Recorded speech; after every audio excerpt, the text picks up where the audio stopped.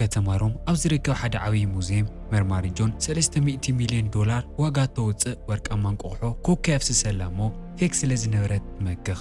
እታ ትክክለኛ ወርቂ ንምርካብ ዕግርግር ክለዓል እንከሎ ሰረቕቲ ፖላዊስ ድማ ሰረቕቲ ኮይኖም ይጸንሑ። ድሕሪ ኩሉ ዝለዓል ሕቶ ግን ኣብ መጨረሻ ዝኹሉ እተን 3 ወርቃማ እንቋቑሖታት መን ይሒዝወን ከምልጥ።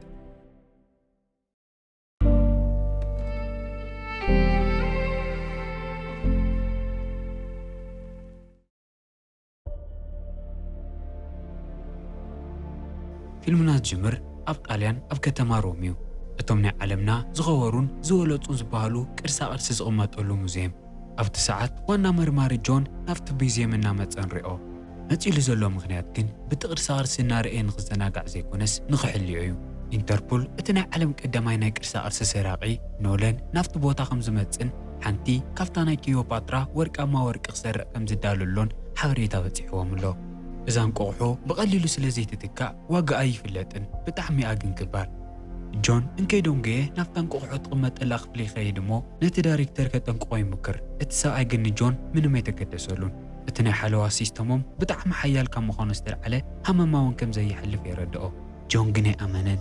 ተጠራጢሩ ስለ ዝነበረ እውን ነቲ ክፍሊ ስካን ይገብሮ እሞ ኣብታ እንቋቑሖ ፍልይ ዝበለ ነገር የስተውዕል። ነታ ወርቂ መፀባበቒ ተባሂሉ ኣብ ልዕሊኣ ዝተወቐረ ስእልታት ልዕሊ መጠን ምልኩዕን ጽቡቕን ኮይኑ 3000 ዓመት ዝገበረ እውን ኣይመስልን።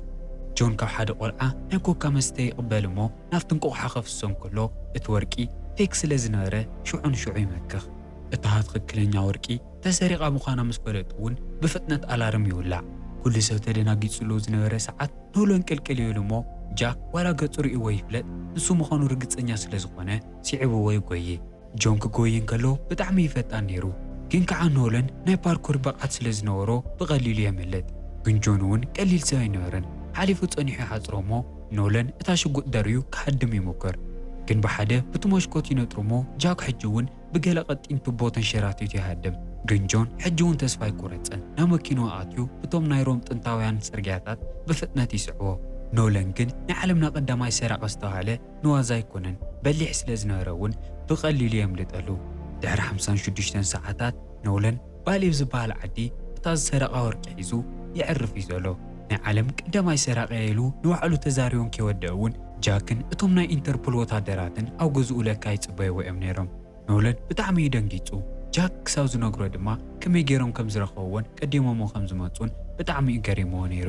ዘቃልዐቶ ቢሸፕ እትበሃል ናይ ዓለምና ቀዳመይቲ ሰራቂት እያ። ኣብዚ ሰዓት እዚ ኖለን መበል ካልኣይ ኮይኑ ነይሩ። ኣብቲ ሰዓት ንሱ ኢንተርፖል ነታ ክባል ወርቂ ናብ መኪንኦም የእትዋ። ግን እንከይተጸበይዎ ሓደ ብውሽጢ ንዕኦም መሲሉ ዝመፀ ሰራቂ እታ ትክክለኛ ወርቂ ብፌክ ቀይሩ ይሰርቃ። ማስካ ክትቆልዖ ከላ እውን እታ ቀዳመይቲ ሰራቂት ቢሸፕ ምዃና ንፈልጥ። ኣብቲ ዝቕፅል መዓልቲ ጆን ኣብ ሮም እናተዘናግዐ እንከሎ ናይ ኢንተርፖል ወታደራት እታ ወርቂ ብምስራቅ ተጠርጢሩ ይኣስርዎ። ምክንያቱ ኣካውንቱ 800 ሚልዮን ዶላር ተረኺቡ ነይሩ። እቲ ንዓመታት ዘፍርዮ ጽቡቕን ናይ ዲስፕሊን ስርሑን እውን ከምዚ ኢሉ ይበላሸ። እቲ ጎበዝ ዝነበረ መርማሪ ሕማቕ ሌባ ተባሂሉ ይፍለጥ። ከምዚ ኢሉ እውን ናብቲ ናይ ዓለምና ዝኸፍአ ቤት ማእሰርቲ ኣብ ናይ ሩስያ እምባታት ይውሰድ። እንከይተጸበዮ እውን መደቀሲኡ ምስ ኖለን ኮይኑ ይጸንሕ።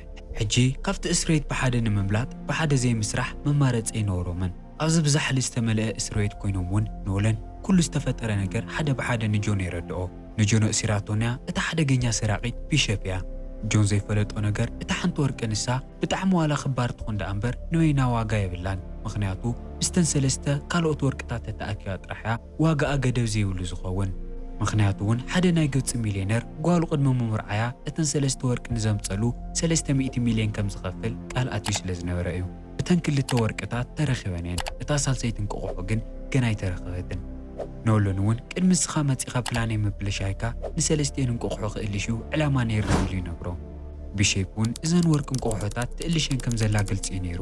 ግን ካልእ ሰብ ቀዲምዋ ንኸይኮን ንዓኣ ንኸይእልሻን ኮነይልያ ንኽልቲኦም ኣሲራቶም። ሃንደበት እናተዛረቡ ከለዉ ግን እቶም ጋርድታት ካብ መደቀሲኦም ኣውፅኦም እናጎተቱ ናብ ናይ ከንቲባ ክፍሊ ይወስድዎም። ኣብኡ ዝፀንሖም ግን እቲ ከንቲባ ዘይኮነስ ቢሸፕ እያ። ምንም እንከይመሰላ ናይ ወርድያ ክዳውንቲ ተኸዲና። ናብዚ ዝመፀሉ ምክንያት እውን እታ ሓንቲ ወርቂ ብኢዳ ኣትያትያና እያ። እታ ካልአይቲ ንኽትረኽባ እንድሕር ደኣ ኖለን ሓጊዝዋ 10% ናይቲ ትረኽቦ ቅርሺ ክትመቕሎ እያ። ኖለን ትቕልድላ ኮይኑ ስለ ዝተሰምዖ ይስሕቕ። ቢሸፕ ግን ምንም ኣይመሰላን። ትጽበዮ ነበረት ነገር እዩ ዝመስል ሓዲጋቶ ትወፅእ። ቅድሚ መኻዳውን ኩሉ ግዜ ብኽልተ ስጉሞ ከም ዝቕድመኩም ጥራይ ፍለጡ ትብሎም። ጆን ከም ልጡላ ዝኽእሉ ጽቡቕ ተጋጣሚ ብምብኻኑ ንኖለን ይኹርየሉ። ይኹን ደኣ እምበር ሕጂ እውን ካብቲ እስር ቤት ከምልጡ ዝኽእሉ ብሓደ ተሰሪሖም ጥራይ ስለ ዝኾነ ንኖለን ሓገዙ ይሓቶ። ናይ ጆን ፕላን ካብቲ እስር ቤት ወፂኡ ነተን እንቋቑሖታት ናብ ትኽክለኛ ቦትአን መሊሱ ነፃ ሰብ ምዃኑ ደጊሙ ምርግጋጽ እዩ። ኖለን እውን ቁሩተይ ጋእሰጋእ ምስ በለ ምስ ጆን ብሓደ ንኽሰርሕ ፈቓደኛ ይኸውን። ምክንያቱ እንድሕር ደኣ ንሱ ኣምሊጡ ቪሸፕ ተታሒዛ ንሱ ናይ ዓለምና ቀዳማይ ሰራቕ ክኸውን እዩ። ከምዚ ኢሎም እውን ካብዚ ከቢድ እስር ቤት እዚ ከምልጡሉ ዝኽእሉ መንገዲ ይእልሹ። እቲ ናይ መጀመርያ ስጉምቲ ኣብቲ ምግቢ ዝበልዕሉ ቦታ እዩ ነይሩ። ኖለን ካብ ኮፍ ዝበለሉ ይትስእሞ ጆን ነቶም እሱራት ክስሊ ዝመፀ ናይ FBI ሰላይ ምዃኑ ይነግሮም። ሓደ ገጅፍ ዝተናደደ እሱር መፂኡ ምስ ጆን ይበኣስ። እቶም እሱራት ኩሎም ዋዕዋዕ ይብሉ እሞ እቶም ጋርድታት ከረጋግዕዎም ይመፁ። ረብሻ ፈጢርኩም ተባሂሎም ጆንን ኖለንን ተጎቲቶም ይወፁ።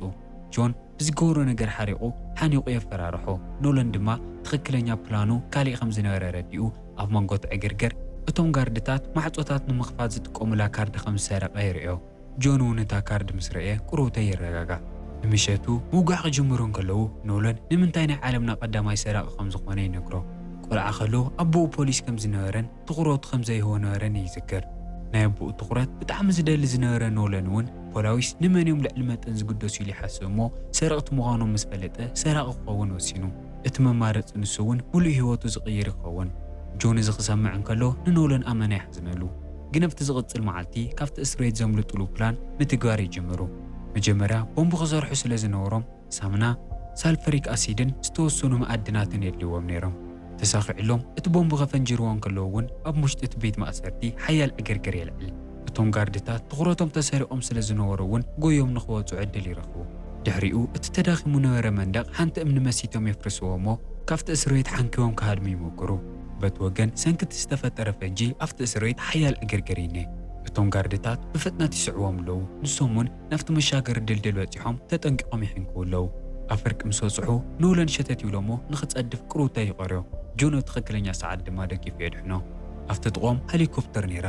እቲ ጋርዲ ግን ኣብ ሞባይሉ ናይ ፑቲን ፎቶ ላይክ እናገበረ ስለ ዝነበረ ኣይስተውዓለሎምን።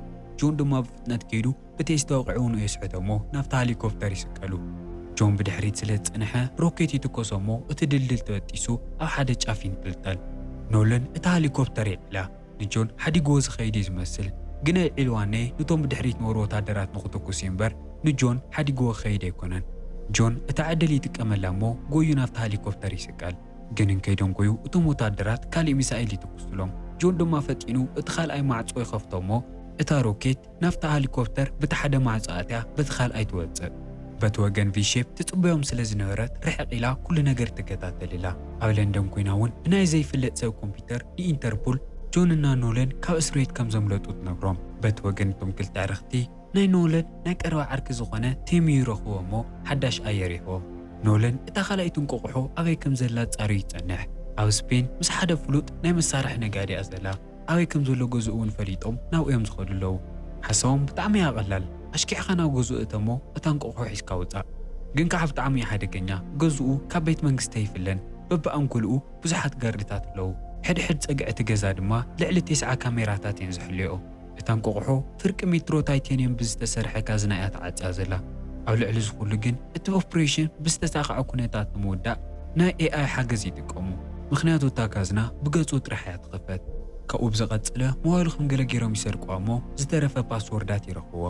ስፔን ክወፅሑ ከለዉ ናይቲ መሳርሒ ነጋዳይ ገዛ በጋይሽ መሊኡ ስለ ዝፀንሖም ንምእታይ ብዙሕ ኣይተቸገሩን። ጆን ሃፍታም ጋሻ መሲሉ እንተኣቲ ኖለን ድማ ታራ መስተኣናጋዳይ ይኸውን። ጆን ንቪሼፕ ኣብቲ ምድላው ይርአ። ተጠማሚቶም ድማ ፍሽኽ ኢላሃሉ ትሓልፍ። ቅድሚ ዝኾነ ነገር ምግባሮም እውን እቲ መሳርሒ ነጋዲ ናብ መድረኽ ይድዩ እሞ ብጣዕሚ ነዊሕ ዝርርብ ይገብር። ጆን እቲ ዓድል ተጠቒሙ ብድሕሪት ይዘውር እሞ መፍትሑን ሞባይሉን ሰሪቕዎ ይኸይድ። ዘይፈለጥዎ ነገር ግን ናይ ኢንተርፖል ሰላይት መርማሪ ዳስ እውን ኣብቲ ምድላው ከም ዘላ እዩ። ኖለን ናብ ናይ ጆን ክዳን ኮኔሉ ማይ የፍስሰሉ እሞ ክፀርግዎ መኽንዮም ናብ ሸቓቃትዮም ሓበሬታ ይቀባበሉ። ኣብ ውሽጡ እውን እታ ሞባይል ሃክ ይገብርዋ እሞ ኩሉ ዘድልዮም ሓበሬታታት ይወስዱ። ጋርድታት ክቀያየሩ ከለዉ ጥራሕዮም ናፍታ ጋዝና ክኸዱ ዝኽእሉ። እዚ ማለት እታ ወርቂ ሒዞም ንምውፃእ 45 ሰከንድ ጥራይ ኣለዎም። እቲ ካዝና ብጣዕሚ ተሪር ነይሩ። ግን እቲ ናይ AI ሓገዝ ይሰርሐሎም እሞ እታ ካዝና ትኽፈት። ኣብ ውሽጢ ብጣዕሚ ብዙሓት ብቐሊሉ ዘይርከቡ ቅርስታት ይረኽቡ። أما أخل زخل دما اتخاليتي ورق أمان قوح نيرا هندوت كن ألارم يولع مو أتون قاردتات بفتنة مسارحي حيزوم يماتو مرماري داسون متيا مسارحي تتقوم لهم جون شقوط أوديقو بفتنة نافت كازنا أتيو اتمعاتي عاتيو كساو شعو موتسو من قدخ حاسوب كنوشتي نسوم ترى يكونوا نيرم في شيبون قديماتهم كم زاتي تنقرم أمونغو سلستيوم متان قوحان موساد مبعاسي جمرو اتا بوتا صباب سلازنورت مقط منبر مملات ممارت اينورن جوننا نولن كلتيوم كزاريوا يمكرو في شيب كن قلال سوي نورتن مولولي اغيراتهم شوعقن اتناي مسارح نغادي سو اينافت كازناي اتمو مس في شيب بحد يسرح خمزلو ينكرم جونن نولنن بدنغاصوم كي اخلوم او رؤسهم بمسارح توقعهم ونوم يسحتو بتصبحيتو اتساوي اتحت غزو اسيرو اتاساسيتن قحوي كم زلان خنغرو يساقيوم شعون نولن حسي بيلو اتاساسيت ورق امان قحو او غبص تحاوي اخم زلا ينغرو بيشيبون نتمسارح الشيء ساعات قحدمو استمر زويس كنخسات تتغورو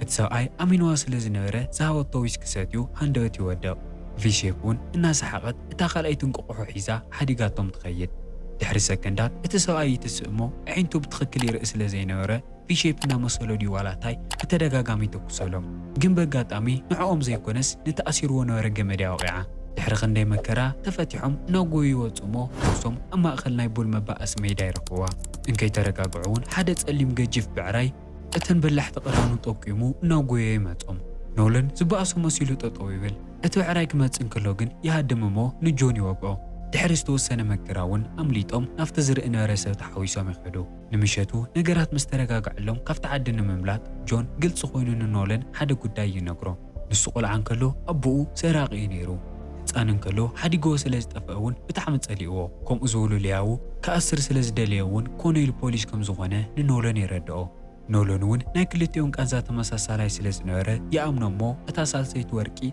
ابي كم زلان قنغرو يداله دحر خال اي كونات عالم ودؤو حدا فلوط وتادر اتا ورق حيزوا نارجنتينا هديمو نيرو بورسو ستوسنو نورتاتن ساعاتن زحزت نيرا اتا ورقي استحاولو بوتا زطقم ميسترون افتا ساعاتو يتحاوي زولو اتن كوداتن دحر دا فتح خاين اتا ورق نمركاب قليليو دحر ستوسنو عامتات ابو نولن فلوط ناي قرصا قرصا دان سلازنوره اتا ساعات يرخوا اتم كودات حدا بحدا كلهم مسفتحمون انا ارجنتينا چاكا زتسرح ناينا زاويان بانكر كم زولو يفلد نولن نعمتاتي زي تاريخ زينا سرحلو صنيحو لما عنت دما كل نجر تفتحلو له افت زغط المعاتي انكيدون غيو كحزوم نافتنا ارجنتينا چاكا يغورو بساعات ناتخاللو دحر مصنحون ات بانكر يرخومو كاتيون كلو كلهم مبرهتات هندوت يورهو اويتي بزح ناز زحاو وقرصا قرص نيرو امونغو ون اتا سالسيتي ناي كيوباترا ورق امان ققحو انان صارقت نوينا خوفيلانا كنت حواسهم بزح يصنحن اتان ققحو حيزون كوصقلون بيشيب هندوت مص ገጻ ተረጋግዑ ስለዝነበረ ካብ መጀመርያ ተከታተሎም ከም ዝነበረት ግልጽ እዩ ስዒዋታ ድማ መርማሪ ዳስ ሙስ ሙሉእ ናይ ስዋት ጋንታታት ናፍቲ ውሽጢ ትመጽእ ከምዚላ እታ ናዝ ዝሰርሕዋ ጸባብ ባንከር ናብ ዓውደ ኩናት ትቕየር ጥያይቲ ብኩሉ ኣንፈትዮም ዝነፍሩ ነይሮም ኣብቲ ሓፂን መንደቕ ነኺኦም ድማ ተመሊሶም ይግምጠሉ ኣብ መንጎ ትዕግርግር ኖለን ጃክ እና ቪሺፕ ሓንቲ ኣረጊት መኪና ይርእሞ ተሰቂሎም ክሃድሙ ይሞክሩ ግን እቲ ጽርግያ ተወዲኡ ስለ ዝነበረ ጸዲፎም ናብ ሓደ ውሕጂ ኣትዩሞ ኖለን መጀመርያ ታወርቂ ሒዙ ይወጽእ ጆን ከም ዘየለም ስርኤ ግን እታን ቆቕሖ ቅሚጡ እናውግየ ንኸድሕኑ ናፍቲ ማይ ይመለስ ግን ኖለን ኣይፈለጠን እምበር ጆን ቀዲሞ ይወጽዩ ኣብ ሰዓት እውን እቲ ተሓዊኡ ዝነበረ ሚስጥር ድሕሪ ክንደይ ግዜ ይቃላዕ ለካ ዝኹሉ ዝፍጠር ነበረ ነገራት ጆንና ቪሼፕ ሓሲቦም ልዮም ዝጻልኡ ዝመስሉ ንድራማ እምበር ክልቲኦም ፍቑራት እዮም ብጣዕሚ ድማ እዮም ዝፋተዩ እዚ ኩሉ ድራማ ዝሰርሕሉ ምኽንያት ግን ናይ ታሳሰይቱን ቆቕሖ ድራሻ ኖለን ጥራሕ እዩ ዝፈልጦ ነይሩ እዚ ኩሉ ክገብሩ ከለውን ኖለን ብጣዕሚ ኣሚንዎም ስለ ዝነበረ ፈፂሙ ይተጠራጠረን ድሕሪኡ ንኖለን ምስኦም ኢድ ኣስርዎሞ ሓዲጎሞ እናኸዱ ስቑሉ ዘይምጥማት መማረፂ ይነበሮን በቲ ወገነ ግብፂ ዓብዪ መርዓ ንክካየድ ኣብ ሓደ ቤተ መንግስቲ ፍሉይ ምድላዋት እናተገበረ እዩ ጓሉ ነታ ሃፍታም ቢልዮነር ግብፃዊ እናተመርዐት እያ እተን ሰለስተ ወርቃማ ወርቅታት ንዓለም ክቕርበን ከለውን እታ ፍልይቲ ሰዓት ተኣክል እተን ወርቂ ኩሉ ሰብ ርእይወን ኤድ ሸረን እናደረፈን ከሎ ግን መርማሪ ዳይስ ምስ ሙሉእ ናይ ኢንተርፖል ጋንታታታ ነቲ መርዓ ትኸቦ እቶም ፖላዊስ ነተን ሰለስተ ወርቅን ቆቑሑ ሒዞሞን ክኸዱን ከለውን እቶም ወጋይሽ ይድንግፁ እቲ ቢልዮነር እውን ብስርቂ ተኸሲሱ እቶም ፖላዊስ እናተጎተተ ይውሰድ ብርሕቐት ጆንና ቪሼፕ ኩሉ እናተፈጠረ ይርእዩ ኣለዉ እዮም ተሽኺሎም ድማ ኣብኡ ከምዘይነበሩ ሸተት ኢሎም የምልጡ እቲ $300 ሚልዮን ተኸፊሎም ስለ ዝኾኑ ምንም ኣይግድሶምን ድሕሪ 6 ወርሒ ጆንና ቪሼፕ ናይ ሃፋቶም ህይወት ኣብ ሓደ ገምገም የስተማቕርቡ ኣለዉ። እናሓመሱ ጸኒሖም ናብ መርከቦም ክድይቡ ከለዉ ግን ኖለን ካብ ውሽጢ ብያቶ ምግቢ ሒዙ ይመጽእ። ተገሪሞም እናርእዎም ከለዉ ተረጋጊዑ ላፕቶፕ የውፅእ እሞ ዝገበሮ ነገር የርእዮም። ብዛዕባ ኩሉ ዝነበሮ ሚስጥራዊ ኣካውንታት ንኢንተርፖል ፍሊጡ እዩ። ኩሉ ቅርሾም ድማ ተወሲዱ። ቅድሚ ሕዚ ስለ ዝሸወድዎ ሕኑኡ ፈዲሎም ብጣዕሚ እዩ ተሓጒሱ ነይሩ። ግን እዚ ኩሉ ዝገብርሎ ንከንቱን ንሕደ ምፍዳይ ጥራይን ኣይኮነን። ሕዚ ዝሓሰባ ዓባይ ናይ ስርቂ ፕላን እኔቶ፣ ግን በይኑ ክሰርሓ ስለ ዘይኽእል ንክሕግዝዎ ይሓቶም። ጆን ምስኡ ንኽሰርሕ ፈቓደኛ ኣይነበረን። ግን ከዓ ቪሼፕ ቅርሺ ከም ዘይብሎም ስለ ዝዘከረት ምስኡ ንኽትሰርሕ ፈቓደኛ ዘይምኾን መማረፂ ይነበራን። ድሕሪ ሕዚ ኸ እንታይ እዮም ክሰርቁ ንኻልእ ግዜ ዝኸውን ፊልሚ እዩ። ደጊምና ሳንረኸብ ሰናይ ጸኒሒት። ሰብስክራይብ ተዘይጌርኩም ግበሩ። እዚ ቪድዮ ተፈቲኹሞ ላይክ፣ ሓሳብ ርእይቶኹም ድማ ኮመንት ምግዳፍ ከይትርስዑ። ደጊምና ክሳንረኸብ ሰናይ ጸኒሒት።